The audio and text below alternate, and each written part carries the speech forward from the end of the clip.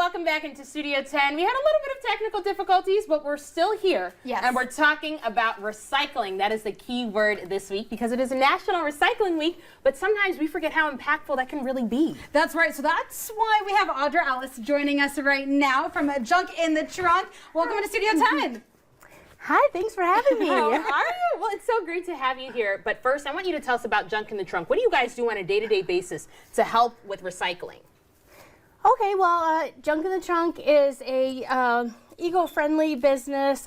We mainly work with like hoarders and like people doing like large removal of items from their home, and we do a lot of recycling because it's one way that we get rid of stuff. Yeah, exactly. And it saves us money, and and we're also very passionate about it as well. Well, yeah, it has such a big impact on the environment too, and keeping out of the landfills. So you brought in a plastic bottle. Let's start off with like what we need to know about in terms of recycling plastic bottles that we might not think of, like even the tops of it.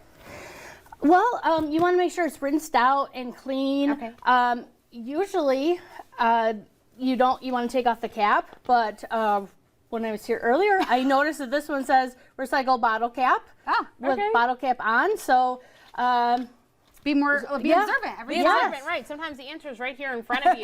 Now, another thing, a misconception, I'm not sure about what we should do when it comes to glass jars or mason jars. Should we rinse those out as well? How should we go about recycling those? Absolutely. You want your recycling to be nice and clean, even dry. This probably should be dried.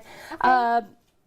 And yeah, that would be a good one. And I know too, you mentioned there's a lot of like unusual things that we can recycle. We think about those plastics, the paper, all of that stuff. But unusual things can be avoided from the landfill as well, with clothing and shoes. What do you guys do with that?